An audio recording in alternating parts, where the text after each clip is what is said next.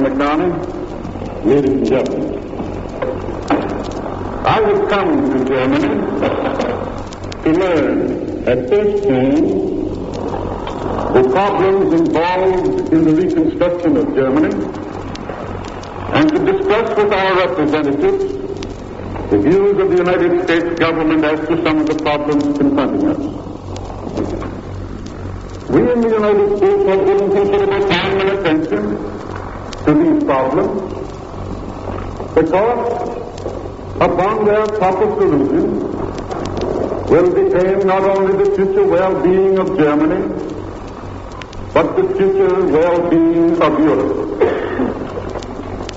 We have learned, whether we like it or not, that we live in one world from which world we cannot isolate ourselves.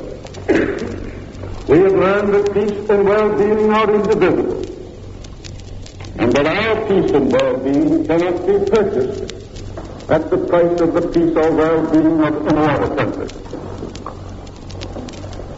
I hope the German people will never again make the mistake of believing that because the American people are peace-loving, they will suppress, hoping for peace, if any nation uses force or the threat of force to acquire dominion over other people and other governments. In 1917, the United States was forced into the First World War. After that war, we refused to join the League of Nations. We thought we could stay out of Europe's wars, and we lost interest in the affairs of Europe. That did not keep us from being forced into the Second World War. We will not again make that mistake. We intend to continue our interest in the affairs of Europe and of the world. We have helped to organize the United Nations. We believe it will stop aggressor nations from starting wars. And because we believe it, we intend to support the United Nations organization of all the power and all the resources we possess. The American people want peace. They have long since ceased to talk of a hard or a soft peace for Germany. This never has been the real issue. What we want is a lasting peace. We will oppose harsh and vengeful measures which obstruct ineffective peace. We will oppose soft measures which invite the breaking of the peace. In agreeing with what stands, that Germany should be disarmed and demilitarized, and in proposing that the four major powers should by treaty jointly undertake to see that Germany is kept disarmed and demilitarized for a generation, the United States was not unmindful of the responsibility resting upon it and its major allies to maintain and enforce peace under law. Freedom from militarism will give people opportunity, if they will but seize it, to apply their great energies and abilities to the work of peace. It will give them the opportunity to show themselves worthy of the respect and friendship of peace-loving nations, and in time to take an honorable place among the members of the United Nations.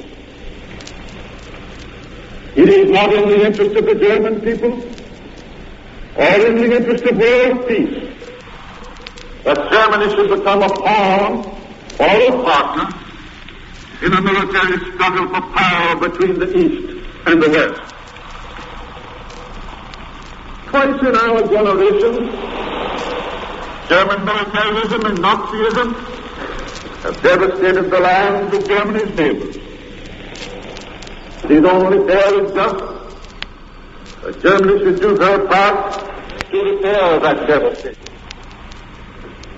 Most of the victims of Nazi aggression before the war were less well off in Germany.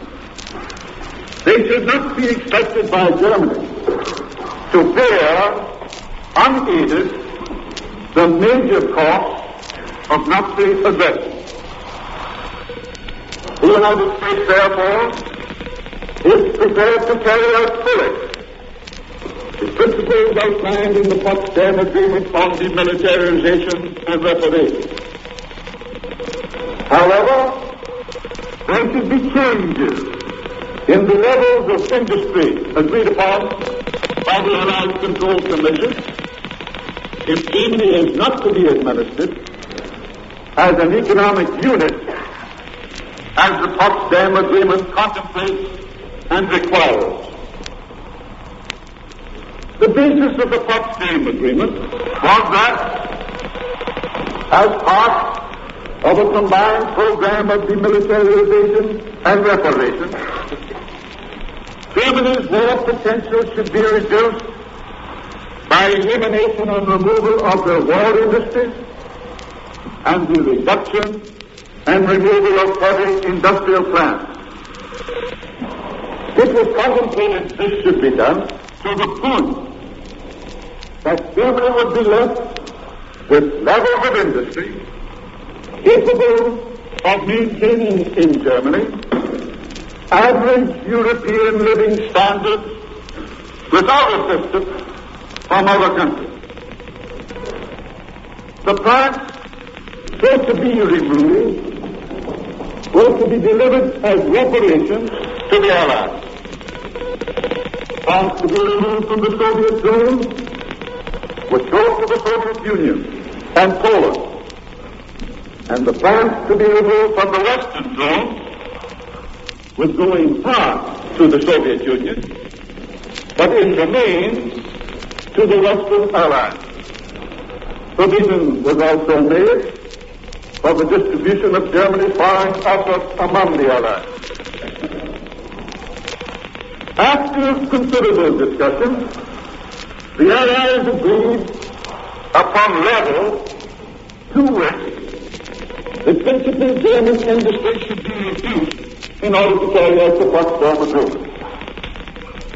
These levels were agreed upon on the assumption that the indigenous resources of Germany were to be available for distribution on an equitable basis for all Germans in Germany, and that products not necessary for use in Germany would be available for export in order to pay for necessary import. In fixing the levels of industry, no allowance was made for reparations from current production. Reparations from current production would be wholly incompatible with the levels of industry now established under the Potsdam Agreement. Obviously, higher levels of industry would have had to be fixed if reparations from current production were contemplated. The levels of industry fixed are only sufficient to enable the German people to become self-supporting and to maintain living standards approximating the average European living conditions. That principle involves serious hardships for the German people, but it only requires them to share the hardships which Nazi aggression imposed on the average European. The German people were not denied, however, the possibility of improving their lot by hard work over the years. Industrial growth and progress were not denied them, being obliged to start again, like the people of other devastated countries, with a peacetime economy not able to provide them more than the average European standard. The German people were not to be denied the right to use such savings as they might be able to accumulate by hard work and frugal living to build up their industries for peaceful purposes. That was the principle of reparations to which President Truman agreed at Potsdam. And the United States will not agree to the taking from Germany of greater reparations than was provided by the Potsdam Agreement.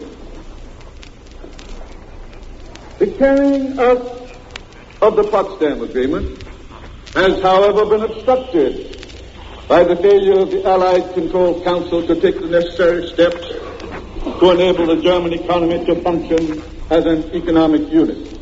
Essential central German administrative departments have not been established, although they are expressly required by the Potsdam Agreement. The equitable distribution of essential commodities between the several zones so as to produce a balanced economy throughout Germany and reduce the need for import has not been arranged, although that too is expressly required by the Potsdam Agreement. The working out of a balanced economy throughout Germany to provide the necessary means to pay for approved import has not been accomplished, although that too is expressly required by the Potsdam Agreement. The United States is firmly of the belief that Germany should be administered as an economic unit and that zonal barriers should be completely obliterated so far as the economic life and activity in Germany are concerned. The conditions which now exist in Germany make it impossible for industrial production to reach the level which the occupying powers agreed were essential for a minimum German peacetime economy. Obviously, if the agreed levels of industry are to be reached, we cannot continue to restrict the free exchange of commodities, persons, and ideas throughout Germany. The barriers between the four zones of Germany are far more difficult to surmount than the barriers between normal independent states. The time has come when the zonal boundaries should be regarded as defining only the areas to be occupied for security purposes by the armed forces of the occupying powers and not as self-contained economic or political units. That was the course of development envisaged by the Potsdam Agreement. That is the course of development which the American government intends to follow to the full limit of its authority. It has formally announced that it is its intention to unify the economy of its own zone with any or with all of the other zones willing to participate in the unification. So far, only the British government has agreed to let its zone participate. We deeply appreciate their cooperation. Of course, this policy of unification is not intended to exclude the governments not now willing to join. The unification will be open to them at any time they do wish to join. We favor the economic unification of Germany. If complete unification cannot be secured, then we shall do everything in our power to secure the maximum possible unification.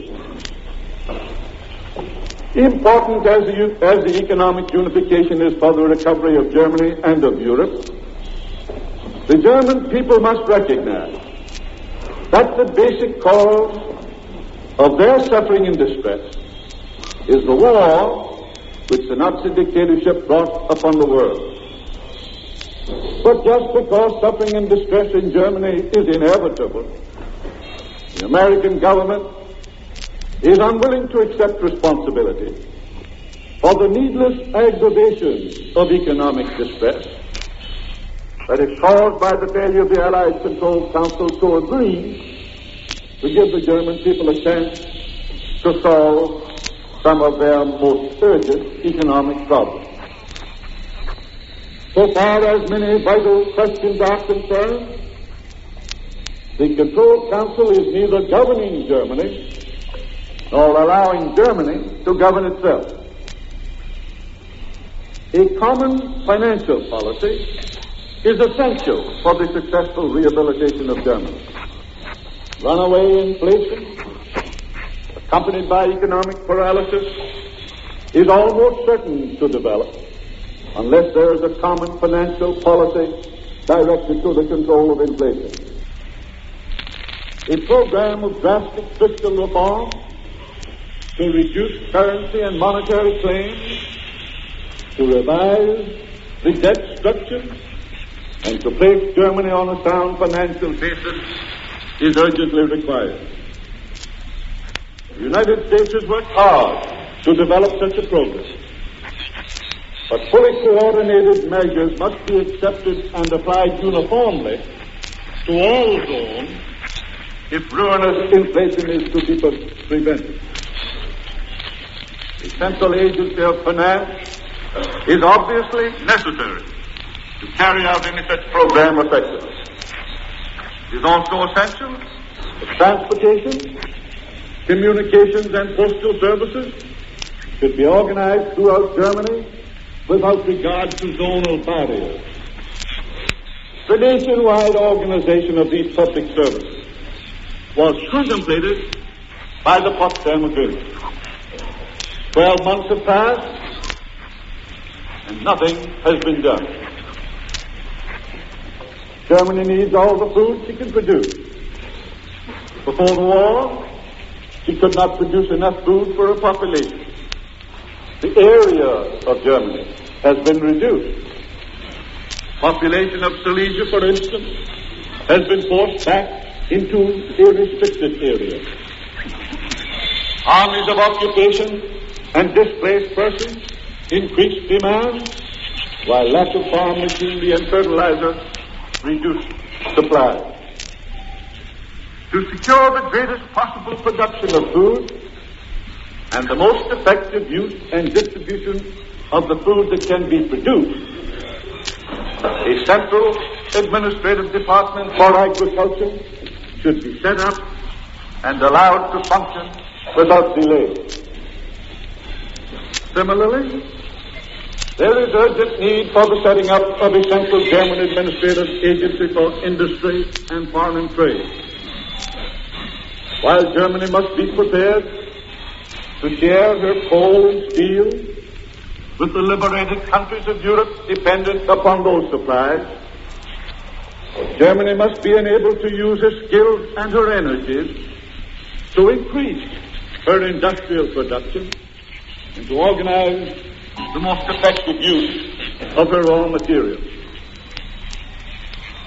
Germany must be given a chance to export goods in order to import enough to make her economy self-sustaining. Germany is a part of Europe, and recovery in Europe, and particularly in the states adjoining Germany, will be slow indeed if Germany, with her great resources of iron and coal, is turned into a poorhouse. When the ruthless Nazi dictatorship was forced to surrender unconditionally, there was no German government with which the Allies could deal. The Allies had temporarily to take over the responsibility of the shattered German state, which the Nazi dictatorship had cut off from any genuine accountability to the German people. The Allies could not leave the leaders or minions of Nazism in key positions, ready to reassert their evil influence at the first opportunity. They had to go. But it never was the intention of the American government to deny to the German people the right to manage their own internal affairs as soon as they were able to do so in a democratic way with genuine respect for human rights and for fundamental freedom. Potsdam Agreement, concluded only a few months after the surrender, bound the occupying powers to restore local self-government and to introduce elective and representative principles into the regional, provincial, and state administration as rapidly as was consistent with military security and the purposes of military occupation. The principal purposes of the military occupation were and are to demilitarize and denazify Germany, but not to raise artificial barriers to the efforts of the German people to resume their peacetime economic life. The Nazi war criminals were to be punished for the suffering they brought to the world. The policy of reparations and industrial disarmament prescribed in the Potsdam Agreement was to be carried out. But the purposes of the occupation did not contemplate the prolonged foreign dictatorship of Germany's peacetime economy or its prolonged foreign dictatorship of Germany's internal political life. The Potsdam Agreement expressly bound the occupying powers to start building a political democracy from the ground up.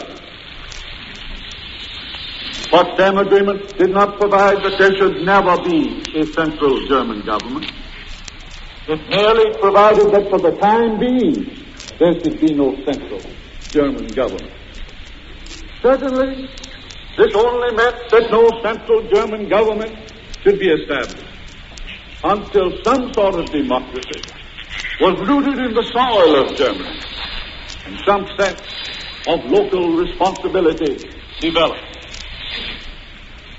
The Potsdam Agreement wisely provided that the administration of affairs of Germany should be directed towards the decentralization of the political structure and the development of local responsibility. This was not intended to prevent progress toward a central government with the powers necessary to deal with matters which should be dealt with on a nationwide basis. But it was intended to prevent the establishment of a strong central government dominating the German people instead of being responsible to their democratic will. Of the American government that the German people throughout Germany, under proper safeguards, should now be given the primary responsibilities for the running of their own affairs. More than a year has passed since hostilities ceased.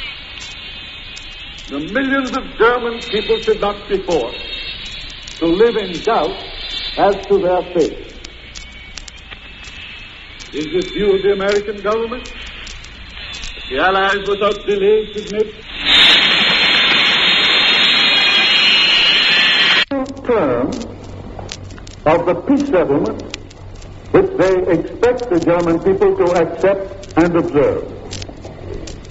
It is our view that the German people should now be permitted and helped to make the necessary preparations for the setting up of a democratic German government which can accept and observe those terms. From now on, the thoughtful people of the world will judge Allied action in Germany not by Allied promises, but by Allied performances. The American government has supported and will continue to support necessary measures to denazify and demilitarize Germany. But it does not believe that large armies of foreign soldiers or alien bureaucrats, however well motivated and disciplined, are in the long run the most reliable guardian of another country's democracy. All that the Allied governments can and should do is to lay down the rules under which German democracy can govern itself. Allied occupation forces should be limited to a number sufficient to see that those rules are obeyed. But of course the question for us will be, what force is needed to make certain that Germany does not rearm as it did after the First World War? Our proposal for a treaty with the major powers to enforce for 25 or even 40 years the demilitarization plan finally agreed upon in the peace settlement would have made possible a smaller army of occupation. For enforcement, we could rely more upon a force of trained inspectors and less upon the infantry. For instance, if an automobile factory, in violation of the treaty, converted its machinery to the production of weapons of war, inspectors would report it to the Allied Control Council. They would call upon the German government to stop the production and to punish the offender. If the German government failed to comply, then the Allied nations would take steps to enforce compliance by the German government. Unfortunately, our proposal for a treaty was not agreed to. Security forces will probably have to remain in Germany for a long period. Now, I want no misunderstanding. We will not shirk our duty. We are not withdrawing. We are staying here. As long as there is an occupation army in Germany, American armed forces will be part of that occupation army. The United States favors the early establishment of a provisional government for Germany. Progress has been made in the American zone in developing local and state self-government in Germany. And the American government believes that similar progress is possible in all zones. It is our view that the provisional government should not be handpicked by other governments. It should be a German National Council composed of the democratically responsible minister-president or other chief officials of the several states or provinces which have been established in each of the four zones. Subject to the reserved authority of the Allied Control Council, the German National Council should be responsible for the proper functioning of the central administrative agencies. Those agencies should have adequate power to ensure the administration of Germany as an economic unit, as was contemplated by the Potsdam Agreement. The German National Council should also be charged with the preparation of the draft of a federal constitution for Germany, which, among other things, should ensure the democratic character of the new Germany and the human rights and the fundamental freedoms of all its inhabitants. After approval in principle by the Allied Control Council, the proposed constitution should be submitted to an elected convention for final drafting and then submitted to the German people for ratification. While we shall insist that Germany observe the principle of peace, good neighborliness, and humanity, we do not want Germany to become the satellite of any power or powers, or to live under a dictatorship, foreign or domestic. The American people hope to see a peaceful and democratic Germany to come and remain free and independent. Time has also come to define the boundaries of the new Germany. Austria has already been recognized as a free and independent country. Her temporary and forced union with Germany was not a happy event for either country. And the United States is convinced that it is in the interest of both countries and the peace of Europe that they should pursue their separate ways. At Potsdam, specific areas which were a part of Germany were provisionally assigned to the Soviet Union and to Poland, subject to the final decisions of the Peace Council. At that time, these areas were being held by the Soviet and the Polish army. We were told that Germans in large numbers were fleeing from those areas, and that it would, in fact, because of the feelings aroused by the war, be difficult to reorganize the economic life of these areas if they were not administered as integral parts, in the one case of the Soviet Union and in the other case of Poland. The heads of government agreed to support at the peace settlement the proposal of the Soviet government concerning the ultimate transfer to the Soviet Union of the city of Königsberg and the area adjacent to it. Unless the Soviet government changes its views on the subject, we will certainly stand by our agreement.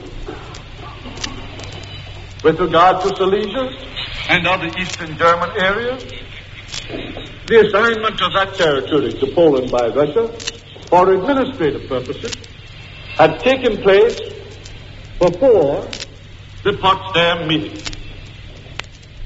The heads of government agreed that pending the final determination of Poland's western frontier, Silesia and other Eastern German areas should be under the administration of the Polish state, and for such purposes should not be considered as part of the Soviet zone of occupation in Germany. However, as the protocol of the Potsdam Conference makes clear, the heads of government did not agree to support at the peace settlement the cession of any particular area. The Soviets and the Poles suffered greatly at the hands of Hitler's invading army. As a result of an agreement at Yalta, Poland ceded to the Soviet Union territory east of the Curzon line.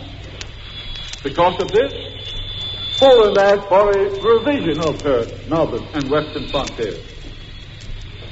The United States will support a revision of these frontiers in Poland's favor. However, the extent of the area to be ceded to Poland must be determined when the final settlement is agreed upon. The United States does not feel that it can deny to France, which has been invaded 3 times by Germany within 70 years, its claim to the Tsar territory, whose economy has long been closely linked with France. Of course, if the Tsar territory is integrated with France, she should readjust her reparation claims against Germany. Now, except as here indicated, the United States will not support any encroachment on territory which is indisputably German, or any division of Germany which is not genuinely desired by the people concerned. So far as the United States is aware, the people of the Ruhr and the Rhineland desire to remain united with the rest of Germany, and the United States is not going to oppose their desire. While the people of the Ruhr were the last to succumb to Nazism, without the resources of the Ruhr, Nazism could never have threatened the world. Never again must those resources be used for destructive purposes. They must be used to rebuild a free and peaceful Germany and a free and peaceful Europe. The United States will favor such controls over the whole of Germany, including the Ruhr and Rhineland, as may be necessary for security purposes. It will help to enforce those controls, but it will not favor any controls that would subject the Ruhr and Rhineland to political domination or the manipulation of outside powers. The German people are now feeling the devastating effects of the war which Hitler and his minions brought upon the world. Other people felt those devastating effects long before they were brought home to the people of Germany. The German people must realize that it was Hitler and his minions who tortured and exterminated innocent men, women, and children, and sought with German arms to dominate and degrade the world. It was the massed, angered forces of humanity which had to fight their way into Germany to give the world a hope of freedom and peace. The American people who fought for freedom have no desire to enslave the German people. The freedom Americans believe in and fought for is a freedom which must be shared with all willing to respect the freedom of others. The United States has returned to Germany practically all prisoners of war that were in the United States. We are taking prompt steps to return German prisoners of war in our custody in other parts of the world. The United States cannot relieve Germany from the hardships inflicted upon her by the war her leaders started. But the United States has no desire to increase those hardships or to deny the German people an opportunity to work their way out of those hardships so long as they respect human freedom and follow the paths of peace. American people want to return the government of Germany to the people of Germany. The American people want to help the German people to win their way back to an honorable place among the free and peace-loving nations of the world.